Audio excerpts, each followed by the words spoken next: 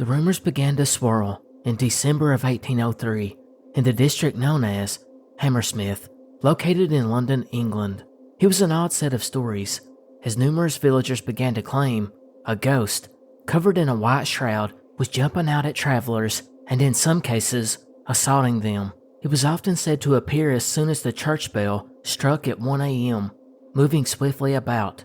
Locals believed it came from a man buried in the cemetery of a local church, a man that had ended his own life just a year prior. The being was described by several witnesses as being large and white, with the ability to instill intense fear, although, in some accounts, he was described as wearing a calfskin garment with horns and large glass eyes. In one instance, the driver of a wagon carrying 16 people would be startled by the ghost, who sprung out on them, and it scared him so bad that he almost wrecked the cart before finally jumping off and retreating into the countryside. While on another occasion, a pregnant woman passing the church cemetery around 10 p.m. would be shocked when the white figure rose from the tombstone and reached for her. She scrambled trying to get away, but he grabbed on, and the shock caused her to faint, and she would be discovered hours later by neighbors, although, in some sources, it is said the shock was enough to kill her. A similar attack would occur to an elderly woman, who again also allegedly died, while later on, a man named Thomas Groom would testify that he walked through the churchyard one night with a companion around 9 p.m. when something hiding behind a tombstone was able to reach out and grab his throat. He was then spun around to face it, and he saw nothing, but he did swing his fist out in hopes of striking the assailant, only for his hand to make contact with something like the fabric of a heavy coat. By December 29th, a night watchman named William Girdler saw the so-called ghost and took off after it. That's when the apparition threw off its shroud and continued running on foot, making good on its escape. The so-called spirit was nothing more than a man, trying to spook people, apparently. This may have caused more panic than when people believed it was a real ghost, because groups of men would begin to patrol the streets, even carrying guns, in hopes of catching whoever this suspicious individual was. This was now leading to a tense scene, as there was no organized police force at the time, and the town was on edge, and it would be January 3rd, during this whole saga, that things would get really dark. One of the men on patrol that night was a 29-year-old named Francis Smith. Carrying around a shotgun, he would tell William, the same night watchman who had seen the ghost 3 nights prior, that he was going to go look for the ghost. William would reply that he would like to tag along and help him, but only after he called out the hour at 11 p.m. So the two would split up for the time being and plan to get back together later to go search for the ghost. However, that was not to be, because before Francis would reunite with William, he would actually discover this ghost impersonator. It was just after 11 p.m. when Francis would spot him, there in the distance, in white linen trousers, washed very clean. Over this, a waistcoat, very new and very white, along with a white apron. Witnesses would record that Francis yelled to the specter impersonator, "Damn you, who are you? And what are you? Damn you, I'll shoot you." And then, a gunshot rang out. A couple of neighbors, John Locke and George Stowe, hearing all the commotion, ran out and came up onto Francis, who was very agitated and kept claiming he thought he had shot the ghost. The neighbors looked down to the ground and they seen a deceased body. But had Francis really shot the prankster? What was originally a scary story now became tragic, because this obviously was not a real spirit, nor was it the man that pretended to be the ghost. Instead, he was a bricklayer named Thomas Millwood, wearing the standard clothing of bricklayers from that time period. A constable was soon on the scene, and he took Francis into custody, while Thomas Millwood would be pronounced dead. It was a truly awful mistake, but not unprecedented, as Thomas's wife had actually warned him to start covering his white clothing with a coat, because he had already been mistaken for the ghost once, when he had passed 2 frightened ladies and a man in a carriage, prompting the stranger to say, "There goes the ghost." As far as Francis Smith's arrest went, it would go down as one of the more important cases in English history. Many people came to Smith's defense, claiming he was a good person that had made a horrible mistake, while William Girdler, the watchman, stated that the road where the shot had taken place was very dark and it could have easily led to misidentification. However, one witness, Thomas's sister, stated that Smith fired the gun almost immediately after approaching Thomas, never giving him the chance to even comprehend what was going on. The judge would cite that even if Thomas had been the prankster, it was not a felony to dress up and scare people, only a misdemeanor, and in no way warrant shooting him in self-defense. The jury would hear the case and came back with a verdict of manslaughter, which the court would state he could only be found guilty of murder or he would be acquitted. And for the jury to remember that him believing Thomas was a ghost was irrelevant. The jury would go back and debate and came back with a guilty verdict, and he was sentenced with the death penalty, but that was commuted to a year of hard labor. Interestingly, the real culprit behind the ghost eventually came forward, an old man named John Graham, who pretended to be the ghost just to frighten his apprentice, who had been scaring Graham's children with ghost stories. He would receive no punishment.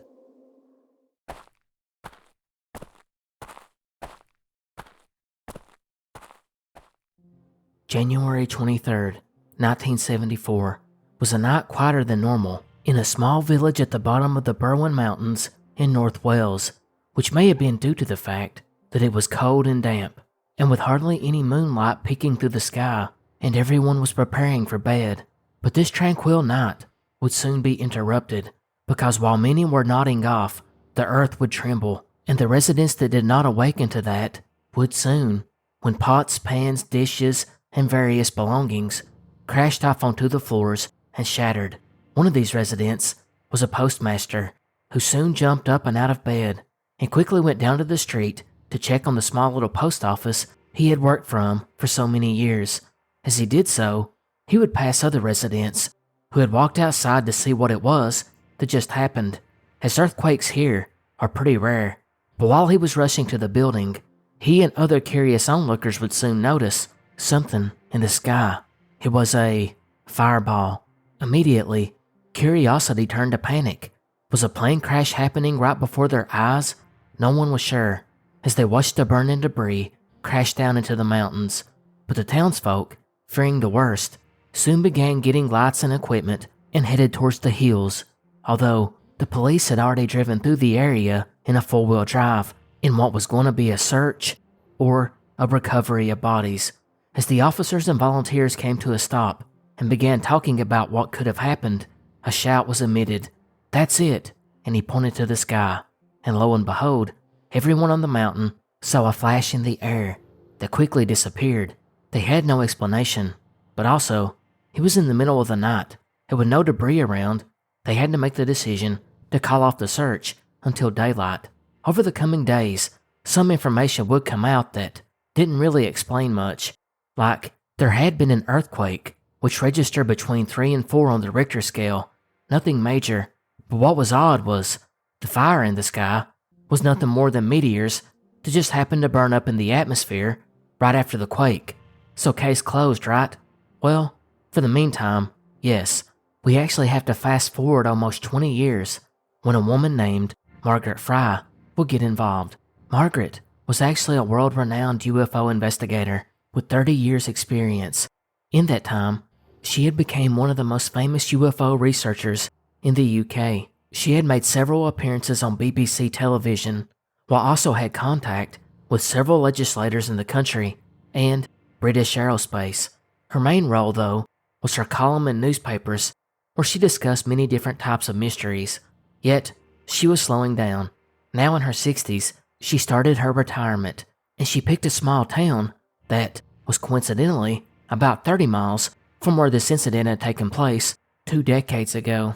And it's here in 1991 that Margaret, who was just about to enter her retirement, was given a tip about a potential UFO sighting 17 years earlier in Berwyn Mountains. A friend would tell her of a woman who was there on that night that the UFO came down.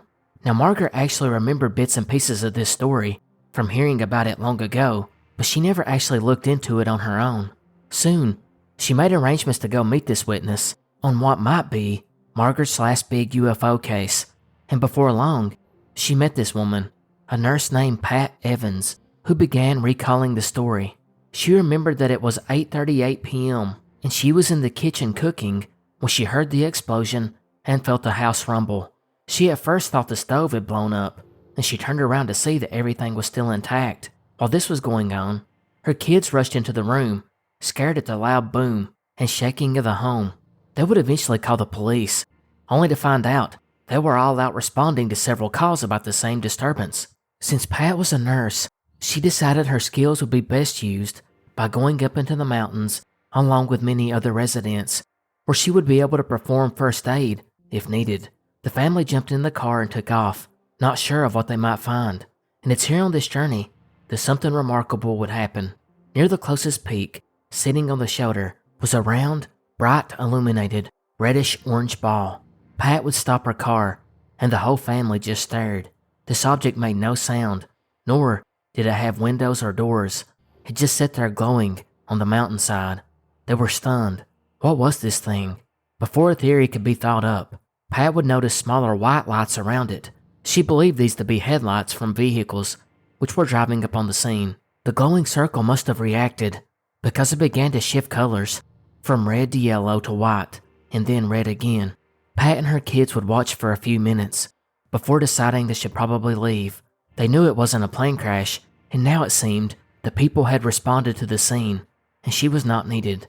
Yet, they couldn't get the bizarre sight out of their minds. Margaret Fry couldn't believe this crazy story she was hearing, and she asked Pat to take her to the actual site that it had occurred. She would draw a map and began making notes of what she could find, before finally contacting British UFO Research Association, or BUFORA. Soon, BUFORA would publish the account in their magazine, and the nurse Pat become a famous name in Wales, something she wasn't prepared for, because it would spread across the UK quickly, as UFO enthusiasts and conspiracy theorists alike speculated about alien bodies on the mountain. The Berwyn Incident would soon be something akin to Britain's Roswell, and our nurse, Pat, did not like this newfound attention. She would in fact call the publisher and ask them to correct the article. She claimed she had never seen anything. There was no orange ball of light, nor were there any people investigating it. In particular, she did not see any soldiers, which was reported in the magazine. However, Margaret knew what she had told her, and just to be sure, she began digging through the archives and found the names of the original UFO investigators that had went to the scene way back in 1974. Turns out, these same people had recorded interviews with a young woman named Pat, and Pat had told the same story then. So why was she changing it after it went public? Could she not handle the pressure? Margaret wasn't sure, but she took Pat's description to an artist, who then put the vision down onto paper. With this, Margaret would go to a shop and make several copies of the alleged craft, and something odd happened. The woman making copies would look up and state, "I hate to pry, but is this the craft from Berwyn Mountains? I seen the same thing that night." She then verified that she couldn't get close because the police had blocked off the entrances up. This was all Margaret needed to hear, and she would soon hold a town hall meeting, asking for people to come forward who remembered that night. And they did, all with similar stories. The bright reddish-orange orb, military convoys blocking off the road, strangers in dark suits coming to town over the next week. It was all adding up. However, the skeptics would come out and began trying to debunk the story, and with Pat refusing to speak, it began to falter. One debunker in particular pointed out that what people most likely seen was just a hunter with a lamp inside a tent, and everything else was just blown out of proportion. Margaret kept getting tips, however, but it was always something she could easily debunk herself. In the end, she never got her answers, and by the time that she was in her 80s, a few of the original witnesses who claimed to have seen the UFO that night recanted their statements, citing they had all stated it as part of a drunk prank. However, many today still believe something did indeed crash to Berwyn Mountains, and Margaret's dedicated research only proved that. It's because of that reason the story still lingers today.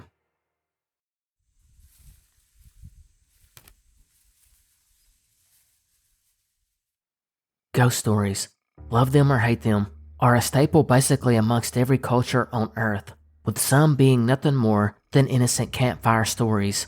to others being much more frightening. This next story is one of those. It actually dates back to the late 70s in Glasgow, Scotland, with a being that would become known as the Gurning Man. Gurning being the act of making distorted facial expressions. In just over 3 years, from 1976 to 1979, several female witnesses described encountering what they believed was a spirit that was demented, tormented, or maybe insane. The sightings tended to occur between 9 p.m. and 4 a.m. and apparently scared some of the witnesses so much that they would end up moving away from Glasgow. Now, interestingly, these ghost sightings were unlike other ones because they weren't actually intangible beings. Instead, they were reported to be solid and human-like. One intriguing account came from a middle-aged woman who lived in a semi-detached home with her husband and daughters. She stated she had awoken one night to the sound of snorting in her bedroom, and of course, she thought her husband was snoring in some kind of unusual manner, but soon realized the sound was coming from the other end of the bed. This terrified her, and she carefully raised up and peeked around the room to see a man at the end of her bed, in the moonlight, vigorously rubbing his hands on his chest and grinning like a madman. She screamed, which of course awoke her husband.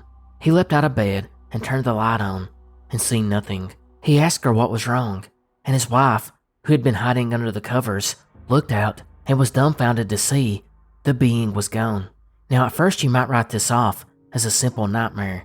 However, just 2 days later, 2 teenage girls had very similar encounters, less than 300 feet from this home.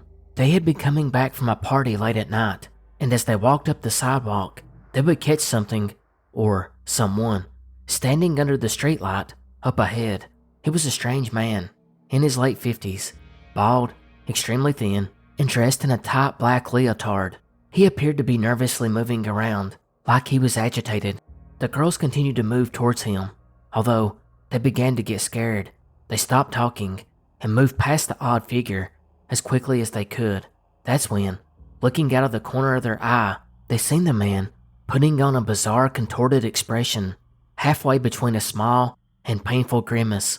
He was also snorting and grunting loudly. They soon abandoned the fast walk and took off running, when one of the girls would look over her shoulder to make sure he wasn't following, and noticed he had vanished from sight entirely. The girls were frightened and contacted the police, but this whole thing about the creature vanishing instantly, that would be a common occurrence in these sightings, just like another case with an elderly woman who was putting out her milk bottles for collection and seen a strange man in black clothing just standing in the middle of the road.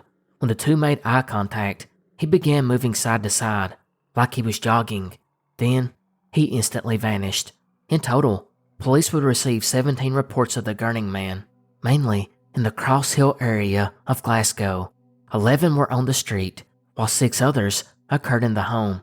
2 of those witnesses believed it was just a burglar, yet detectives could never find any sign of a break-in. To this day, no one is exactly sure who the Gurning Man was.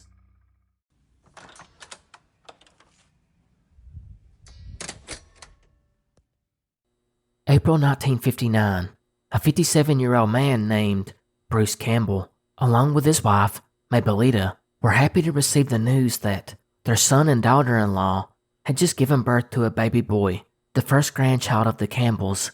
Their son had actually moved to Jacksonville, Illinois in the years prior, so Bruce and Mabelita had a little bit of a drive, but it would be well worth it to see the new addition to the family. So they packed up and headed out. But what should have been an uneventful drive turned into an especially rough one for Bruce, because on the way there, he began to get really sick, which led to him feeling confused and disoriented. They would eventually reach their destination though, a small hotel that they could sleep in for the night. The rooming was like many of the time. It had a door which opened to the outside, and directly in front of that room was the parking spot. This was especially helpful for Bruce, who, after reaching the motel, immediately got into bed. Meanwhile, his son would meet his parents at the room, and after seeing the shape that Bruce was in, he would contact a local doctor to come visit. He would talk to Bruce and try to figure out what was wrong with him, before finally just prescribing some sleeping medication and leaving. The medicine, by the way, didn't work. and Bruce would continue to feel sick at the hotel for another 2 days before finally starting to feel a little bit better. It was then he would finally make arrangements to go see his grandchild. The visit was anything but normal though, as Bruce was reportedly rational but still disoriented, and things did not improve once they made it back to the motel, as Bruce would ask Mabelita twice had they locked her station wagon, which was parked directly in front of the room. On both occasions, she would tell him yes, before she rolled over and fell asleep, but she would wake up a little bit later, right at 2:15 a.m., and turn to see that Bruce was gone. She at first looked towards the bathroom, but when she did not see the light on there, she spun around to see the exit door of the motel, and it was unlatched. She would go to the door, open and look out, and did not see Bruce anywhere. She was kind of dumbfounded, but also worried.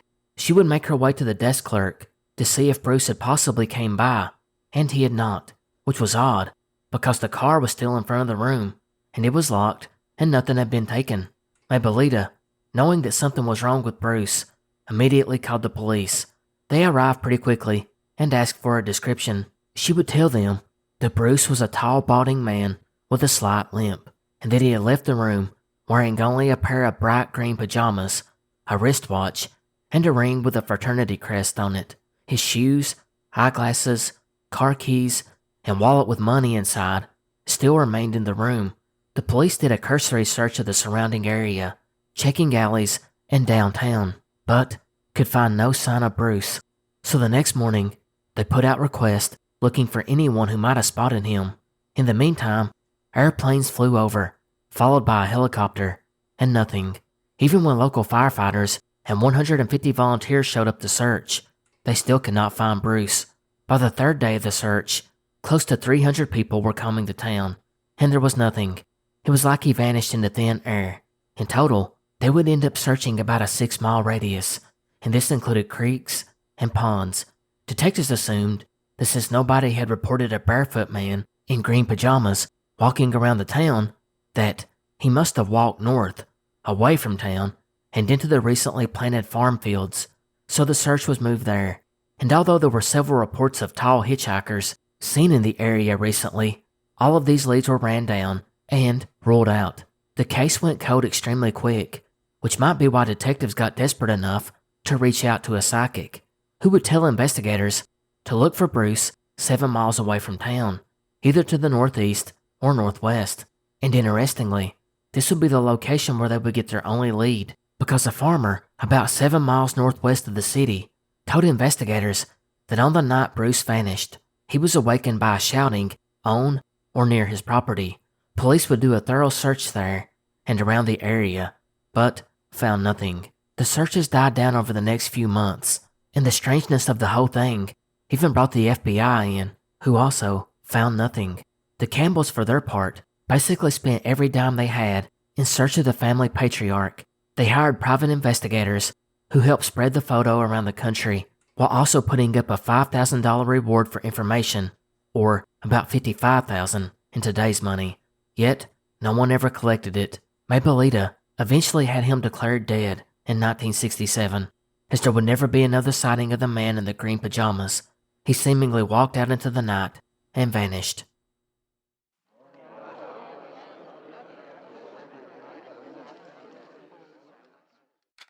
Imagine you lay down for the night, and slowly, your eyes begin to close, and exhaustion overtakes your consciousness and sends you into your sleep.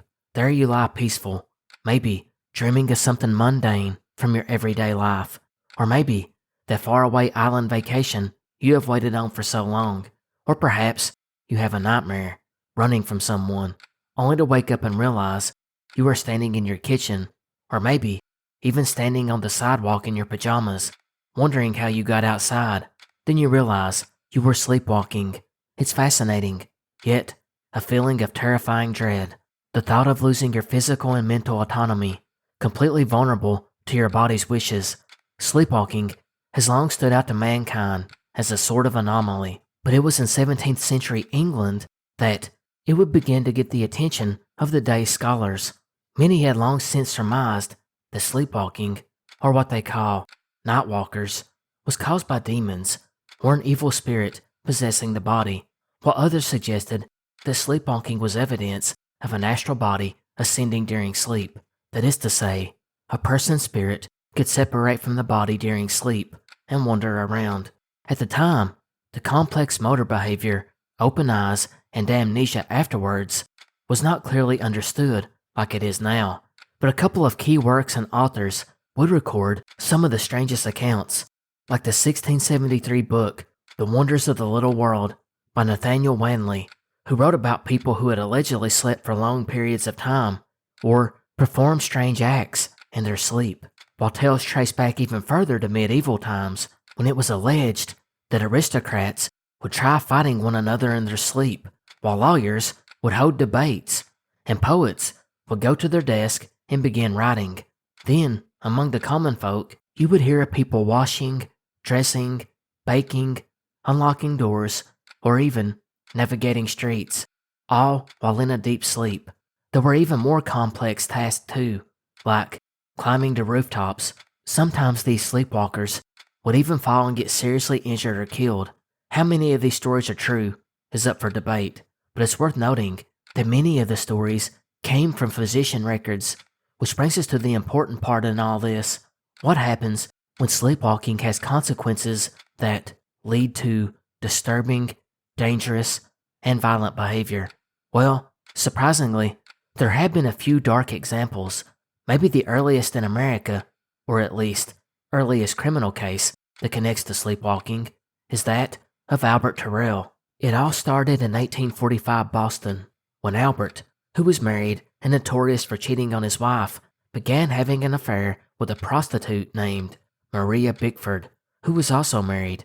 The two eventually fell in love and left their spouses to be together, where they soon lived as husband and wife. They would use different names while they traveled about, and Maria, kind of surprisingly, never stopped being a prostitute, much to the bitterness of Albert. And that anger may have eventually boiled over, because on October 27th of that year, loud, horrific sounds reverberated from Maria's room, and curious bystanders would make their way to the scene to open the door and see Maria had been brutally murdered. But who could have done such a thing? Apparently, according to several witnesses outside, Albert was the last person seen entering her room and the last person seen leaving it. He then fled, and when police were alerted, they couldn't find him. It would be a month and a half later that he was actually found in New Orleans, and he was arrested and sent back to Boston to stand trial for her murder. As you might imagine, people were pretty upset. It was the 19th century. Having an affair with a sex worker, then leaving your wife to live with her, before you brutally murder her, well, you could see how this would upset early Boston. And it was a slam dunk case for the prosecution. Not only was he seen leaving the premises just hours before the body was found, but a bloody razor was found near her body, along with bits of Albert's clothing, and his cane, which was left behind. He had also set fires in an effort to destroy the scene. But this easy case would not be so easy, because the Terrell family had money, and Albert's parents would hire one of the greatest lawyers of the entire 19th century, Rufus Choate, a man famous for the strategies he used to have clients acquitted. He would argue first that, although several witnesses seen Albert entering and exiting the building, no one actually seen him commit the crime. They just found Maria's body later on and assumed it was him. Not to mention, Choate would argue there was no motive, but he continued, let's say he did take a razor and slash her ear to ear. Could there be a more plausible reason as to why? Choate would claim so. He stated that Albert, someone known as a habitual sleepwalker, may have murdered Maria under the influence of a nightmare. Using his great skills, he slowly crafted his defense, reading from the day's scientific knowledge about violence that had been attributed to sleepwalking in the past. He reminded them that if Albert was found guilty, he would be executed, so they should be careful in their judgment not to see an innocent man hanged. After 2 hours, the jury came back with a not guilty verdict. But these instances were not relegated to the distant past. In 1987, a 23-year-old man living in Toronto, named Kenneth Parks, fell asleep watching TV on the couch when he suddenly arose, put on his coat, and drove 14 miles to his in-laws. He would then walk into their home and wandered around aimlessly. When the in-laws discovered him, they tried to restrain him, apparently seeing that he was asleep. That's when he strangled his father-in-law and beat his mother-in-law with a tire iron. He would then attempt stabbing them with a kitchen knife. His father-in-law survived, but the mother-in-law wasn't so lucky. He then drove to the police station confused, but seemed oblivious to the fact that he had been injured himself, having severed tendons in both hands. He was arrested and went to trial, where he was found not guilty. For one reason, there was no motive, as he was very close to his in-laws, and secondly, there was a strong family history of sleepwalking. Then, there's the case from the UK in 2008, when a devoted husband, Brian Thomas, fell asleep and had a nightmare, one in which an intruder broke into their camper, which sparked Thomas to begin strangling his wife, ending in her death. The man had been suffering from nightmares and sleepwalking bouts for around 50 years and never got treated. He too was found not guilty. So as you drift off tonight, don't forget that you could awaken to a sleepwalking murderer standing over you. And that brings us to the conclusion of this video. I hope you guys enjoyed. Goodbye and good night.